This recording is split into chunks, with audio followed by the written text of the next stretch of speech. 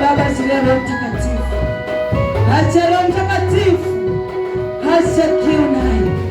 Malaika ridhi, malaika risibo kataribo, malaika ridai moto rikitaribo naye ndani ya kiu naye.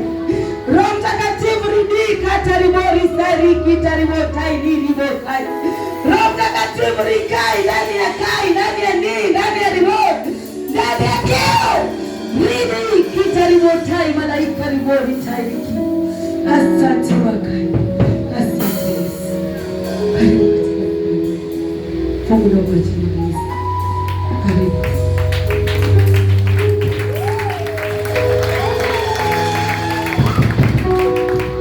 Haleluya.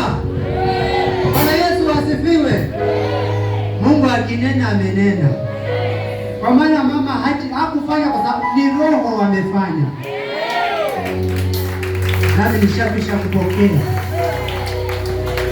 Bwana Yesu asifiwe.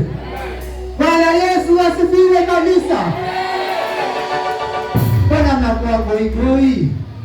Hakika unapoingia nyumbani kwa Bwana siku zote mfurahi.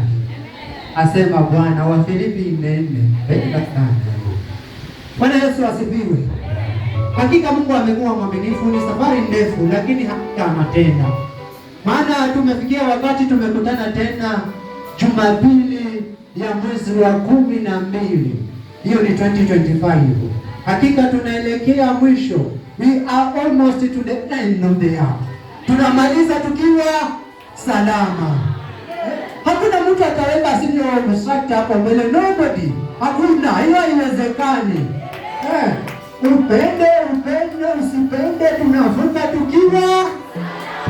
Tuweke miguu juu, kichwa chini, tunavuka tukiwa.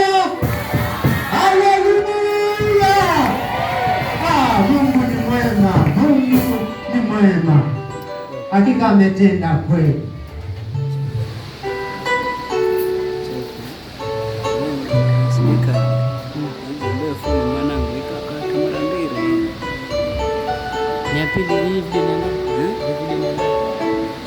Msomaji wangu tutaenda tu Mathayo mtakatifu pale mlango wa 7. Tuamini ni kwa ajili ya neno la Mungu. Asante mtakatifu Baba uliye juu. Hakika umesimama nasi. Umekuwa mwema tangu mwanzo wa mwaka mpaka Baba tunaiona tamati ukiwa pamoja nasi. Nasi Mungu tunasema ni asante. Tunasema turejeshe shukrani kwako kila wakati. Maana hakika hayo unatendea sisi hakuna tunalolegeza. Hatuna nguvu, hatuna uwezo, mamlaka. Bali kila kitu tunatoa kwako. Na umesimama nasi mwenyewe. Mpaka sasa Mungu tunasema ni asante.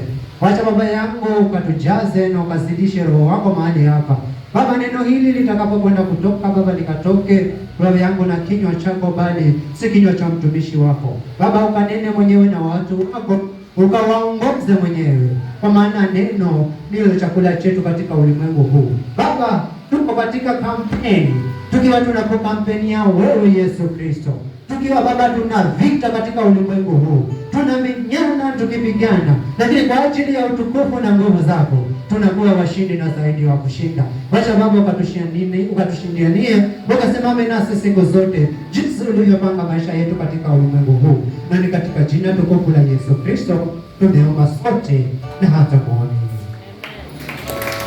Bwana Yesu asifiwe.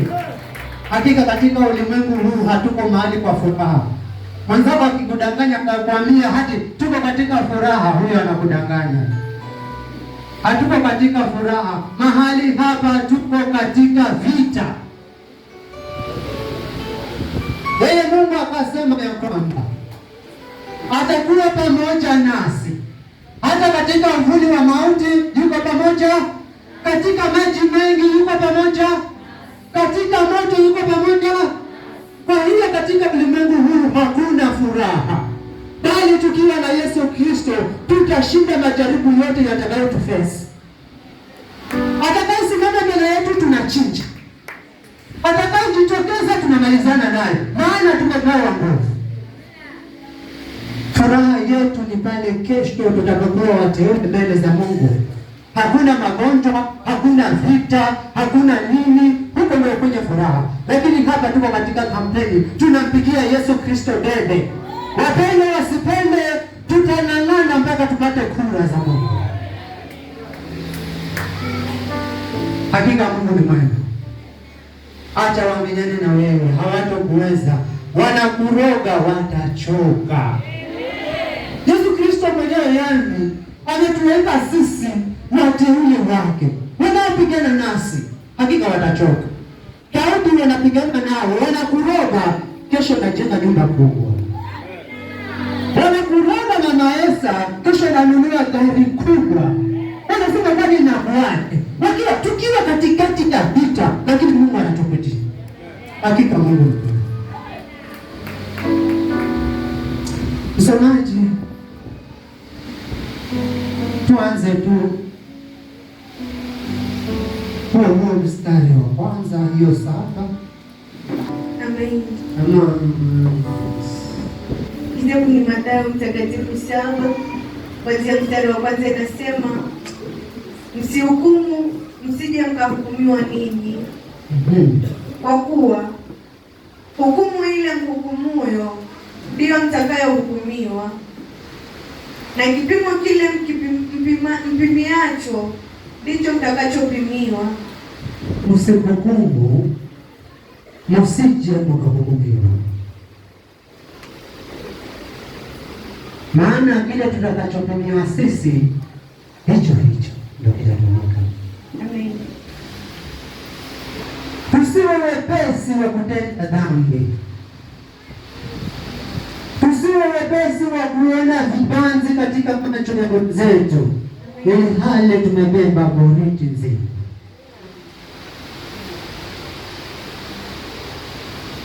Maana huyu Mungu anatujua hata kabla hajatuumba. Amen. Anatujua mapungufu yetu. Amen. Lakini maandiko yamekuwa yanatueleza kila wakati kwamba usitende hili, usifanye hili, maana Mungu hapendezwi na hilo. Amen. Tunakuwa wepesi wa kuhukumu. Mtoto wa jirani unamhukumu, kazini unahukumu, jambo kidogo limetokea tu unamhukumu watu. Mbona binadamu tunakuwa na hiyo system?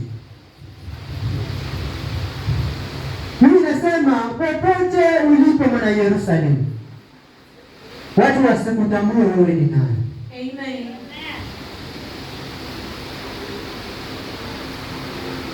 Maana watakapo kutambua wewe ni nani, watapigana na wewe. acha wao watafute huyu mtu anakaa. Amen. Watakapoanza kupigana na wewe, waone utukufu wako, usihukumu. Amen. Mungu wangu Yerusalemu atakuonekania wewe. Hapana, usiseme, tulia. Amen. Endelea msomaji. Basi mbona akitazama kibanzi kilicho ndani ya jicho la ndugu yako na boriti iliyo ndani ya jicho lako mwenyewe uiangalii? Au utamwambiaje nduguyo, niache nikitoe kibanzi katika jicho lako, na kumbe mna boriti ndani ya jicho lako mwenyewe? Bwana Yesu asifiwe. Amen. Mimi nashukuru Mungu amenipatia sauti. Hiyo mwanzo ni volume 1. Volume 1. Nikienda katika volume 5. Mungu anasema ya kwamba wewe unaona kibanzi ndani ya jicho la jirani, lakini boriti nzima iliyo katika jicho lako hauioni. Ndiposa nimesema tusiwe wepesi. Amen. Maana sisi sio wakamilifu, hatujijui kamwe. Kila wakati sisi tuko na mapungufu. Amen. Tuna mapungufu kwa kufikiria, mapungufu kwa kuwaza kwetu, kutenda kwetu. Maneno yetu wakati mwingine tunayoyatenda sio kamili. Tunatenda maneno ambayo hayapendezi mbele za Mungu. Amen. Mpaka ukumbuke wakati mwingine ujue, mimi naona hapa sijatenda sawa. Unaomba msamaha mbele za Mungu. Lakini usihukumu. Hii kitu huwa napenda sana. Ndiposa Mungu akasema tusijishughulishe na mambo ambayo hatuyawezi. Tukiwa hatuwezi hata kuongeza urefu wa kimo chetu kwa mkono, hatuwezi. Hebu nenda hiyo Mathayo 6. Mathayo 6 tuanzie ngapi hapo? Anzia hiyo. Kitabu ni cha Mathayo Mtakatifu 6:26 inasema, uangalieni ndege wa angani, ya kwamba hawapandi wala hawavuni wala hawakusanyi ghalani, na Baba yenu wa mbinguni huwalisha hao. Ninyi je, si bora kupita hao? Haya, wewe wakilisha watu 10, itakuwaje? Watu 10 tu umewalisha leo free. Sio ulimwengu mzima utajua. Mungu anawalisha ndege free, hawana ghala, hawana chochote. Utaniwia radhi, tabia hii iko na wanawake. Alishe mumewe wiki moja, Jacob. Wale tunaowajua. Hiyo ndio hakuna. Amen. Ni yupi kwenu ambaye akijisumbua aweza kujiongeza kimo chake hata mkono mmoja? Ni nani hapo? Ni nani anaweza kujisumbua? Ujisumbue tu. Mimi leo nang'ang'ana mpaka niwe kitanda changu tafuta kwa kutimanga. Sijui nitaweka by 4 ama by 3. Lakini urefu wewe uwe 12. Unaenda kwa funguo zako, hata sijui utakuwa ni India ama ni wapi. Ni nani hapa? Si wale walemavu wangeweza kujiweka wazima tena kama inawezekana? Wale ambao hawaoni si wangejifanya wakaona? Hadi kuwezekani. Kama haya Mungu anasema, haya mambo madogo kama amyawezi, je, haya mengine? Hakika sisi binadamu tumegafilika. Ndiposa nimesema sisi tuko katika kampeni. Sisi ni wapiga debe kwa Yesu Kristo. Debe letu si la usengenyo, debe letu si la majigambo, debe letu tunampigia kura ambaye yuko juu mbinguni. Tunang'ang'ana kila wakati. Mahali hapa natumaini mimi nilifanya kuletwa kamili. Na mimi nami tumeleta watu. Hilo ndilo debe tunalipiga. Tabia wewe aliye mahali hapa umeleta watu. Tukiona juzi katika university walisimama sijui watu 8 hapa. Wanasema Jerusalem walianza watu 8. Sasa hivi sisi tuko watu wangapi hapa? Hii ndio kura tunataka kwa Mungu. Kila wakati tunapoenda tunatoa zile sera za Yesu Kristo kwa watu. tukimkubali, tunamleta katika nyumba hii, anakuwa salama. Amen. Wewe debe lako la kusengenya, la kiburi. Unafanya oyo Jerusalem, hata leo mwenye amabri Pastor Praise. Ni huwa ananibo. Uji kana sinyatsu uke. Sisi tumekuja kwa Mungu, tunamuomba mahali hapo, mimi nakubo. Tukiweka mwingine hapa, hata tukiweka muli akisimama hapa atakubo. Tukiweka Daudi, hata tukiweka nani? Maana wewe uko hivi. Baba akasema ni mbuzi, wacha wawe mbuzi. Tuendelee. Wenzako wanang'ang'ana wa... Ni yupi mkono ambaye akijisumbua aweza kujiongeza kimo chake hata mkono mmoja? Na mavazi ya nini? Ya nini? Kuyasumbukia. Fikirini maua ya mashamba. Jinsi yameavyo. Hayafanyi kazi. Wala hayasokoti. Nami nawaambia ya kwamba hata Sulemani katika fahari yake yote hakuvikwa vizuri kama mojawapo la hayo. Bwana Yesu asifiwe. Amen. Mungu anasema hayo yote. Haya, wewe nunulia watu 10 madera wewe. Watu wa Jerusalem hapo wanunulie madera watu 10. Watu 10 tu. Tena yale ya 350, mwanzo ya 200. Umeenda umechukua rola nzima umewashona maana mtashona rada. Watu 10 tu waweke hapo. Ulimwengu mzima utajua, maana TikTok, Facebook, Twitter, kila kitu kitakuwa huko. Nimewabariki hawa kina mama. Unawaona? Si eti naongea vibaya. Neno la Mungu linasema tuache ule ubaya, tufuate wema. Neno linapotoka likikugonga, acha. Maana unaona hili neno linapotoka si wote wanagonga. Wengine huko walitoka tayari, maana walijua. Wale ambao bado wamegongwa, wale wanaotoka fata wenzao. Tusimame laini moja. Bwana Yesu asifiwe. Amen. Watoto juzi wakasema Pastor John asonge nasi tusonge. Na mama wangu asonge nasi tusonge. Sasa wewe na mama wangu amesonga, hiyo nafasi bado hujasonga, unaniachia nani? Baki nayo. Tuendelee somaji. Basi ikiwa Mungu yapika hivi majani ya kondeni yaliyopo leo na kesho hutupa karibuni kabisa, je, hata zidi sana kuwavika ninyi enyi wa imani haba? Sikiza, Mungu anasema hakika sisi tulimpenda sana na huyu Mungu. Hata Yesu Kristo atoke mbinguni kwa ajili yetu. Sisi tulipendwa sana. Alafu najiuliza, kwani huyu Mungu ndani yetu alikuwa ameweka nini? Lakini ni kwa ajili ya utukufu wake. Hakika haya yote yaliyotokea tangu mwanadamu aanguke, halafu mwanadamu arudi kwa Mungu tena. Sasa watu wananielewa hapa. Kwa maana usiseme shetani aliangusha vita kwa sababu alipenda kuangusha vita. Hii ni mipango ya Mungu kwa ajili ya mwanadamu. Kwani Farao, Mungu angemwambia, angemtia roho ya kusema Farao kuwa mwema, Farao angetenda yale yote. Haya Mafarisayo waliomuua Yesu Kristo, kama Mungu angesema hapana isiwe hivi, Mafarisayo wangetenda yale yote. Bali ulikuwa ni kwa ajili ya utukufu wa Mungu. Amen. Haya yote yatimie. Bwana kufanya kazi bure. Yana akuumbe tu, akakuweke mahali tu, usijue asali, maziwa, upure tu. Lazima ugharamike ndipo ukatumie hiyo kitu. Kama hujagharamika huwezi enda. Mungu alikuwa na sababu ba.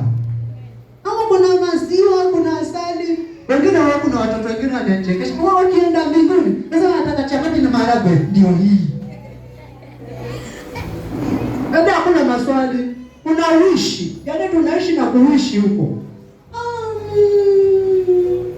Kuku chips.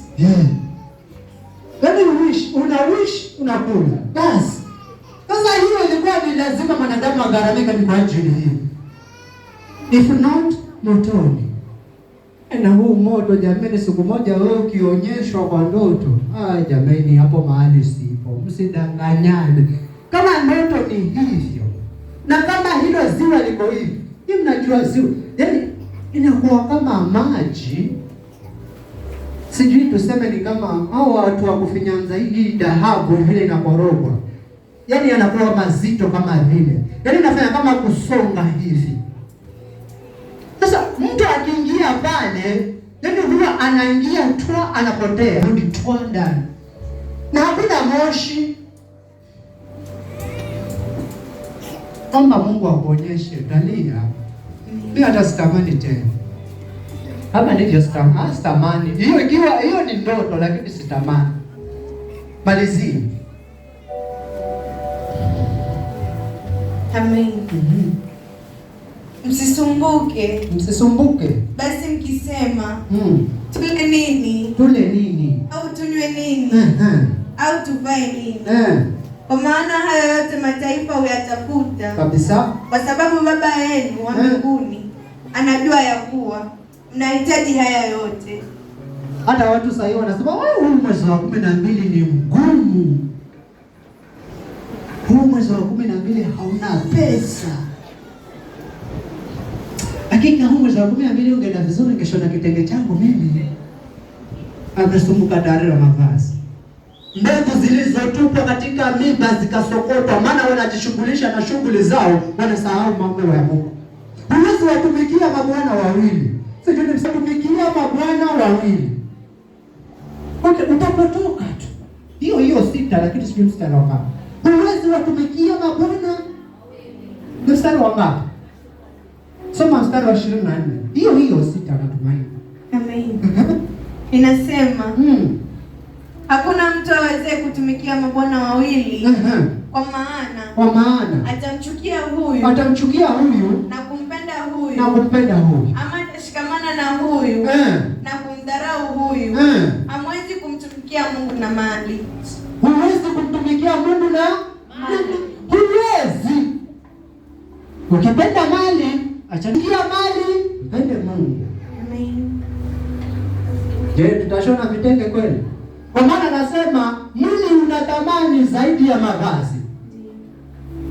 Uvani nini? Sulemani hata hakuvishwa mavazi hayo. Watu waliishi jangwani, wana Israeli 40 good years, hawakubadilisha nguo wala kiatu. Unajiuliza ile swali, inawezekana? Kwa Mungu inawezekana. Amen.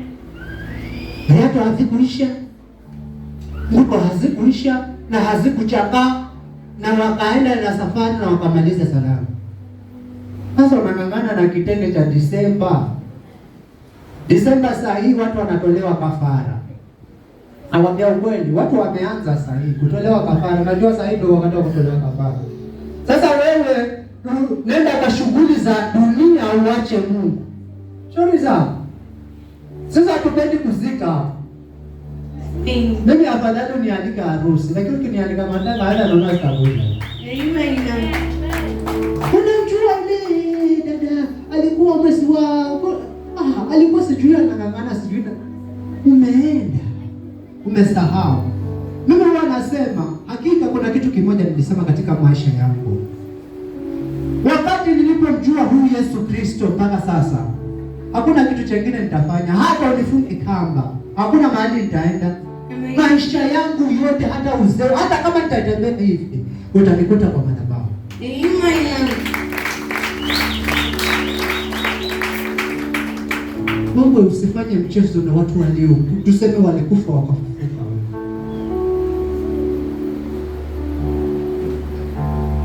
Tutilete.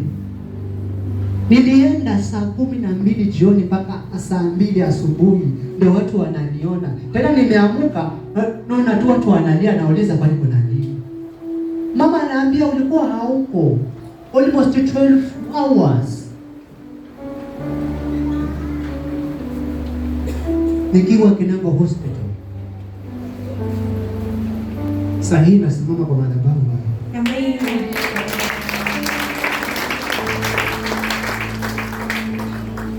Alafu watu nitoe kwa Yesu Kristo. ninaona mtoto hii. Hata niliona mama yangu akinena hapa, asalamu alaykum, sijui nini, aliongea, lakini kukinzana hakusema watu wanakinzana. Nimeongea Kiswahili kidogo, kukinzana, watu wanakinzana hapo. Katika Qur'ani na Bible ni tofauti kubwa. Msitaki mtu mdanganye, hawaamini kuna mwana wa Mungu. Hiyo hakuna katika Qur'ani. Watu wasidanganyana, hakuna. Wewe ukasema Yesu Kristo ni mwana wa Mungu, nikirazana akili zao hadi Mungu alizidi. Hakika, yani hata unafikiri. Nilisema wewe mama ongea tu. Maana tumekuwa huko tunajua. Wanaamini kweli ya kwamba Isa bin Maryam atarudi, ndivyo wanamuita. Anasema katika sura Al-Baqara, hiyo ndio largest na longest sura katika whole Quran, sura Al-Baqara. Sura Al-Baqara ilishukishwa Madina. Sura zote ndefu katika Qurani zilishuka Madina, na sura zote fupi katika whole Qurani zilishuka Maka. Hivi ni vitu ambavyo hamuelewi. Madina ni kwa mama yake Mtume na Maka ni kwa baba yake Mtume. Nilikuwa nataka niongee nimwambie mama, si ukasome Suratul Jini aya mstari wa 21 unasemaje? Na kesi kupenda kumwambia. Kasome hiyo Suratul Jini mstari wa 21 unasomaje? Msikafilike nyinyi. Nyinyi wanadamu msikafilike nyinyi. Na waambieni ukweli. Mimi nimekuwa Muislamu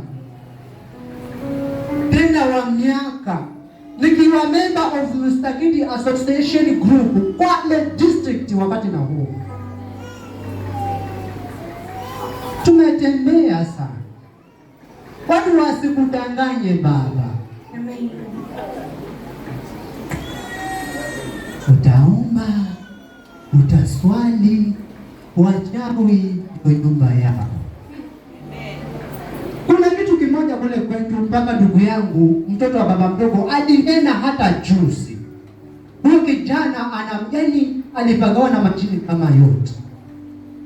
Wakati alipokuja kuombewa, akawa anaenda kanisani, wale majini wakachana naye. Alipoanza kurudi katika anasa, walimfuata, huwa wanamfuata live hivi, wakiongea na yeye. Wanamwambia akiwa mama ni shahidi, mama yangu. Anasema fanya hivi, kama unataka uwe rafiki yetu basi urudi msikitini, na kama unataka uwe rafiki yetu basi tukupatie uganga. Just think, kama unataka uwe rafiki yetu usiwe na dini yoyote, lakini ukirudi kanisani wewe na sisi hatuna ushirikiano. Hiyo picha unaipata?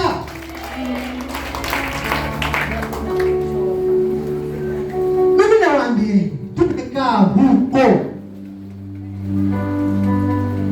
Yesu Kristo ndiye njia, kweli na uzima. Hili nitalinena popote, wanikatai, wanifanye nini, wanikate, I don't care. Odoni kuna huyu Mungu. Basi. Hata mama yangu Esther alikuwa huko, wanajua. Waislamu ni wangapi hapa? Tunyoshe mikono. Haya ninayoongea mnayajua, seti ni uongo.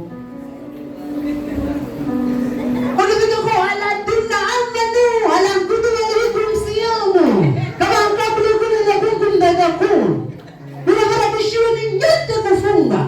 Kama uliyokuwa kabla yenu ninyi ili mpate kumcha Mungu. Mungu gani?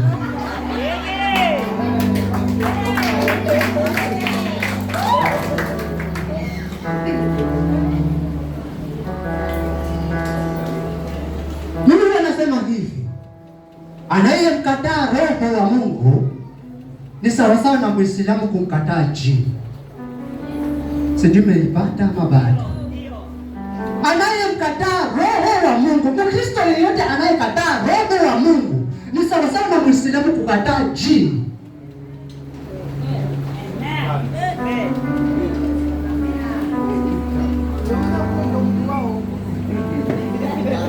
Believe me not. It's true. Mama, it is an offense kumkataa jini katika Uislamu.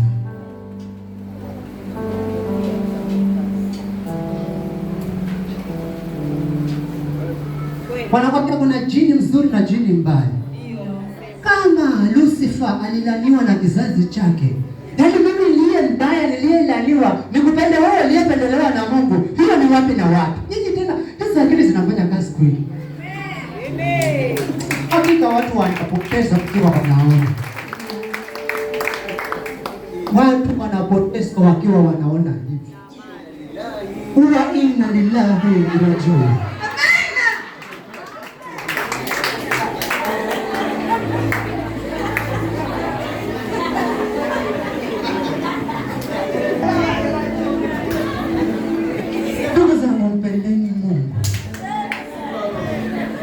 Mtafuteni Mungu.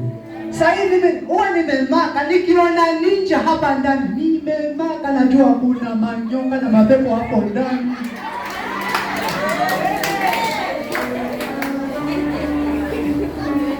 Majini bahari, wakina majini mahaba, wote wamebebwa hao. Jamani, sisi tunadamu. Mimi tumefungwa. Lakini hata mimi nilikuwa kipofu. Lakini Mungu akanikomboa. Namshukuru Mungu. Huyu Mungu alikuwa na sababu ambao nimtumikie huyo Mungu. Bado bado. Nini hata naona Pastor Praise hata bado. Kuna kitu nitaanzisha for my behalf. In the house of God. Maana sikia hapa tuko na bandi ya kuna bandi ya wana Jerusalem. Sasa kutakuwa na bandi ya Pastor Praise alone. Nakwambia katika huyu Yesu Kristo, sasa hii huu mwaka wenye unaenda kuanza ni wa 4. Very early. So mimi naangalia tu, twendeni tu pole pole, twendeni. Lakini nawaambieni ukweli, hakika ukiingia katika Yesu Kristo, mambo yanaanza kufunguka. Unaanza kuona Mungu akikunenea. Unajua watu sasa hivi wanashangaa. Nikiwaambia huyu Mungu kumbe ananena, watu hata wanashangaa, wanasema huyu hata sijui anasema nini. Haya mambo tulikuwa hatujui haya mambo. Eti Mungu ananena na watu. Hiyo ilikuwa ndoto. Mungu wapi katika Uislamu hii ni kweli. Mtu akamwambia Mungu ananena kwa watu wake, anakuambia wewe Mungu anene na wewe. Sio utakufa hiyo siku tu. Just imagine. Lakini nilikuja nikatambua huyu Mungu ananena na watu wake. Mambo mengi sana. Mimi huwa nasema ukweli. Hata kama utakuwa mchawi wa ndoto zangu, anza leo. Shauri zako na Mungu wangu wa Jerusalem. Tapangana naye huko. Amen. Mimi Mungu ananena nami hata nikiwa hivi katika njia. Amen. Na nasikia sauti live and direct clear. Hata acha mambo na kulala. Hizo achana nazo. Hivi, nikiwa hivi. Kuna vitu ananifungia, ananiambia mwanangu usiseme. Na baba sitasema. Kwa maana Mungu alisema nisiseme. Sitasema. Kuna mengi. Hata wengine wanasema Jerusalem unaiona hivi ilivyo. Si huyu baba yetu huyu. Huyu si baba yetu. Lakini nawaambieni ukweli, vita alivyo navyo huyu hakuna mtu anaviweza. Hiyo ni siri nimewapa. Lakini aliye mbinguni akasema hata wapige pindu. Hakuna mtu anaweza.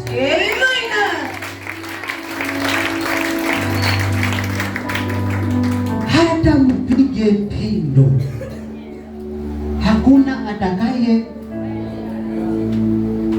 Baba unaenda mbali. Lakini hili si Ni siri nimekutolea tu, unaenda mbali, acha mchezo. Lakini vita alivyo navyo, hata yeye mwenyewe vingine Mungu acha mwambie.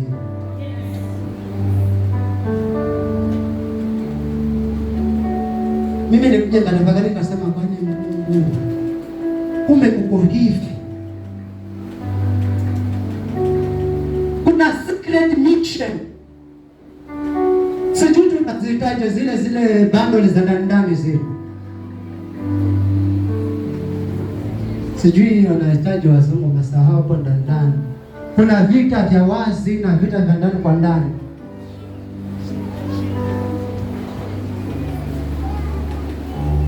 Kule kwa Waislamu tulikuwa tukisema mbona vitu. Mlisema neno focus. Na vita vya Badri, vya Uhud, vya Khandaq, vya Hunain. So Mungu. Ndio tulikuwa tukitumia neno focus. Malizia mstari wa mwisho, malizia maana nimenena mengi. Lakini haya maneno yangu ninayoongea, jamani yatieni akilini. Nitakubeba akupeleke kwa mtaalamu siku moja. Hapo umepotoka tayari. Umemwacha Mungu umeenda kwa mtaalamu, imeshindikana. Hakuna mtaalamu mbele za Mungu, mtaalamu ni Mungu mwenyewe.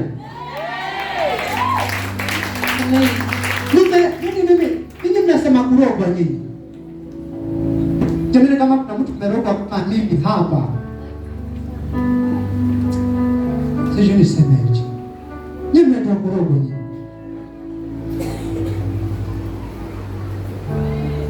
Mimi nakwambia ukweli. Mungu alikuwa na siri na mimi. Sitaki nidanganye. Nilipokuwa shule, nilikuwa ikiamua kesho ni mtihani ama wiki ijayo ni mtihani, sisomi, sifanyi nini. Jambo la kwanza, nikiwa hata sikusoma, hata ufanyeje, nitapiga 100, nitapiga 97. Second, kitu chengine, nitaonyeshwa mtihani wote usiku wote. Hii nilikuwa nayo. Fanyeni mimi siku nofanya kwa ndoto, na nikifika tu kwa darasa first question mpaka 50 zote. Sasa nikudanganya. Nilipokuwa form 2, madam alikuja akaniambia, wewe mtoto siko mtoto wa kanisa. Hapo ndo walianza kunishinda wachawi. Sijui hizo vita ndo hapo ndo kulinuka vita. Form 2. Form 3 nilikufa nikafufuka. Ikawa hiyo ndo story naenda hivi hivi. Nikawa kwa wiki naweza soma mara moja kwa wiki. Hizo ndoto zikaanza kufungwa. Mimi nilikuwa sisomi, sitaki mdanganye mtu. Hakika mtoto wangu atakayebeba hiyo na yuko Jerusalem, hata nyinyi mtajua. Amen. Mtajua. Lala tu mama. Nazifanya zote hizo question tag usiku za English zote. Nikifika hapo, hii izitishi ni wewe. Amina. Nimefanya. Niliwaambia ukweli. Hata mama nilikuwa nikiwaambia, hata ndugu zangu wanajua. Ndugu zangu walikuwa hawanipendi. Kwa maana nilikuwa na vituko. Nikilala usiku naamka. Wakati niko kama huyu, nilikuwa nikiamka usiku. Naona wachawi kila kitu wanachofanya. Naambia si huyu ni fulani huyu. Ni babaki fulani huyu hapa, sijui anafanya nini huyu. Si unamwona anaweka vitu vyake hapa. Hakuna mtu anaona. Si mchana si usiku. Hii neema nilikuwa nimeibeba tangu utoto wangu.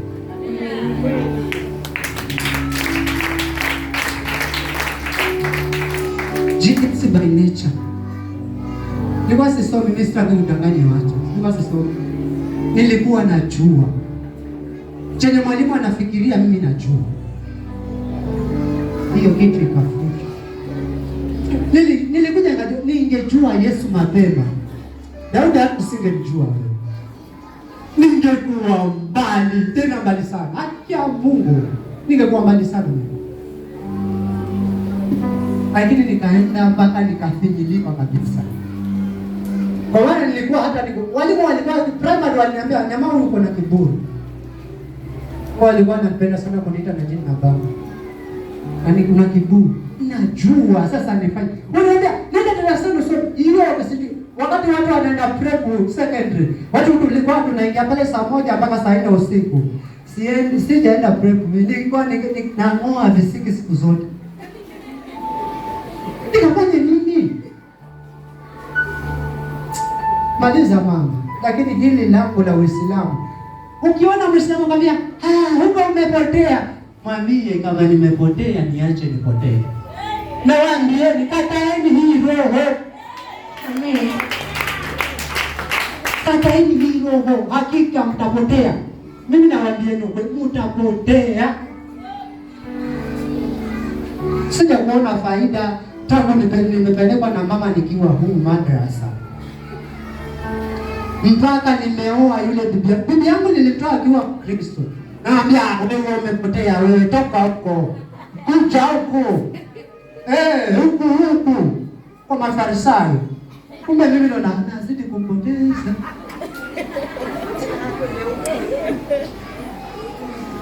Maliza mama tu.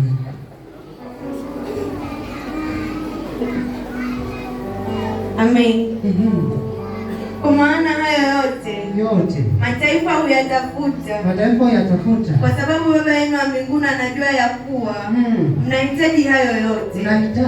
Bali utafuteni kwanza ufalme wake kabisa, na haki yake na hayo yote mtazidishiwa kabisa. Amen. Basi msisumbukie ya kesho kabisa, kwa kuwa kesho hiyo itajisumbukia yenyewe. Yatosha kwa siku maovu yake.